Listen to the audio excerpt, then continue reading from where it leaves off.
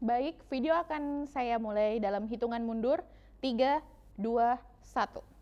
Kaum feminis menyesalkan keterlibatan perempuan dalam olahraga baku hantam, contohnya yakni mixed martial arts. Pembatasan peran perempuan di ruang publik salah satunya disebabkan oleh pemahaman atas beberapa teks keagamaan yang masih cenderung bias. Terbukti determinasi yang dialami oleh perempuan justru semakin meningkat ketika mereka berada dalam komunitas muslim. Hal tersebut dipengaruhi oleh adanya elaborasi antara pembacaan doktrin kitab suci dan tradisi lokal yang membentuk konstruksi pemikiran masyarakat mengenai isu-isu gender, terutama perihal peran dan kedudukan perempuan di wilayah publik. Dari sini kemudian muncul polemik terkait bagaimana mengatasi nuansa diskriminatif yang terkesan muncul dari penggambaran teks-teks keagamaan dan interpretasinya tentang peran perempuan serta status mereka di wilayah publik maupun wilayah domestik. Persepsi sebagian kelompok yang memarjinalkan peran perempuan diakui memang dibangun berlandaskan pada pemahaman yang bias atas ayat-ayat Al-Quran serta hadis Nabi. Munculnya gerakan feminisme di kalangan cendekiawan muslim modern pun merupakan respon terhadap interpretasi yang bersifat patriarkal yang dilakukan ulama generasi klasik dengan mengedepankan konsep maskulinitasnya. Patriarki muncul sebagai istilah untuk menjelaskan mengapa laki-laki mendominasi peran-peran dan posisi penting dalam masyarakat, mulai dari institusi hukum, politik, ekonomi, hingga sosial. Feminisme hadir untuk mengubahnya, melawan patriarki untuk membuat perempuan dan gender non-maskulin lainnya diakui sebagai manusia seutuhnya. Secara umum, gender itu dapat didefinisikan sebagai perbedaan peran, kedudukan, dan sifat yang dilekatkan pada kaum laki-laki maupun perempuan melalui konstruksi secara sosial maupun kultural. Menurut Oakley dalam Fakih, yakni gender adalah perbedaan antara laki-laki dan perempuan yang dikonstruksikan secara sosial, yakni perbedaan yang bukan kodrat dan bukan ketentuan Tuhan, melainkan diciptakan oleh manusia melalui proses sosial dan kultural.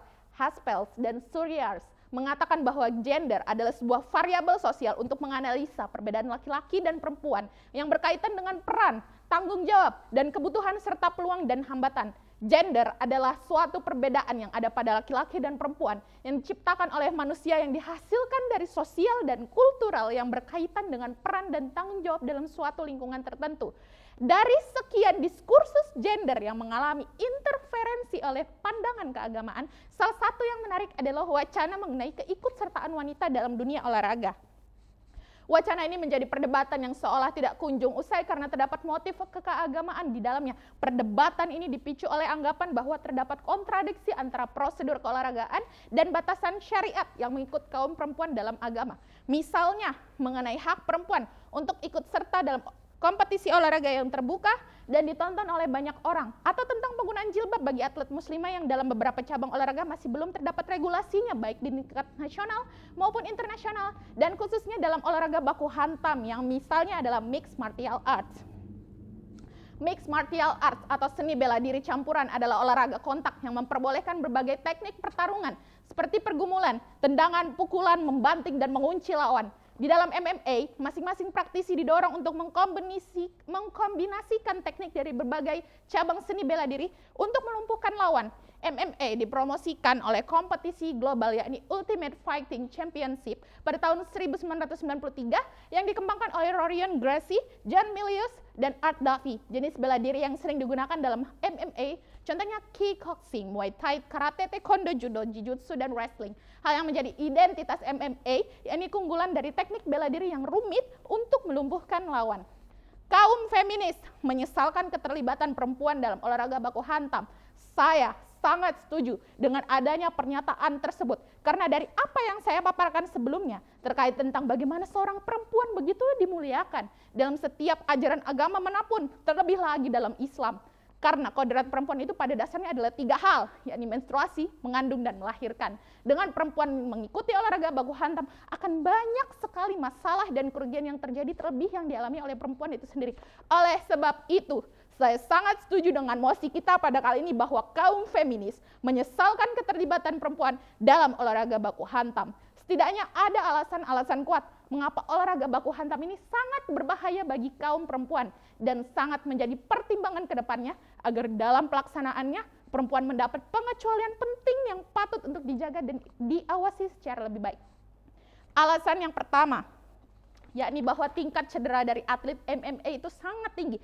Menurut jurnal kesehatan yang dipublikasikan oleh Sagi Journals disebutkan bahwa tingkat dari cedera atlet dari cedera atlet MMA ketika berkompetisi berkisar setidaknya di antara 23 hingga 29 per 100 partisipasi pertarungan.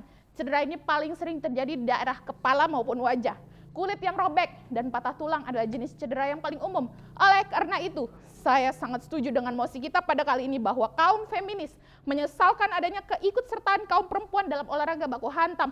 Alasan yang kedua, mengapa kita perlu setuju dengan mosi kita pada kali ini, yakni adalah kehilangan kapasitas otak untuk atlet yang berkarir lama, juga menjadi alasan mengapa olahraga ini sangat disesalkan untuk diikuti oleh kaum perempuan.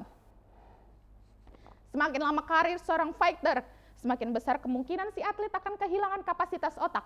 Para peneliti menemukan indikasi hubungan antara durasi karir petarung dan degradasi signifikan di area tertentu di otak. Berdasarkan temuannya, fighter dengan durasi karir lebih panjang mengalami kehilangan volume otak yang jauh lebih tinggi dari biasanya. Penyebab utama dari berkurangnya fungsi otak tersebut dikarenakan penuaan, penyakit, atau trauma. Sebagai contoh trauma yang sering dialami oleh para atlet MMA ialah CTE. Apa itu CTA? CTA adalah sebuah istilah yang digunakan ahli medis untuk menggambarkan degenerasi otak yang kemungkinan disebabkan oleh trauma kepala yang berulang. CTE adalah diagnosis yang hanya dapat dihasilkan saat otopsi dengan mempelajari bagian-bagian otak. CTE adalah kondisi yang sangat langka. CTE telah ditemukan di otak orang-orang yang bermain olahraga kontak seperti sepak bola dan lainnya. Beberapa gejala CTE itu bahkan dianggap termasuk kesulitan berpikir, masalah fisik, emosi, dan perilaku tidak wajar lainnya. CTE adalah kondisi yang sangat kontroversial dan masih belum dipahami dengan baik. Peneliti bahkan mengetahui frekuensi CTE dalam individu dan belum memahami penyebabnya. Oleh sebab itu, Dewan Juri yang terhormat, saya dengan bangga pun ikut menyetujui mosi kita pada pagi hari ini bahwa dengan kaum feminis menolak ataupun menyesalkan bahwa keikutsertaan perempuan dalam olahraga baku hantam terkhusus dari MMA. Sekian dan terima kasih. Cukup sampai di sini.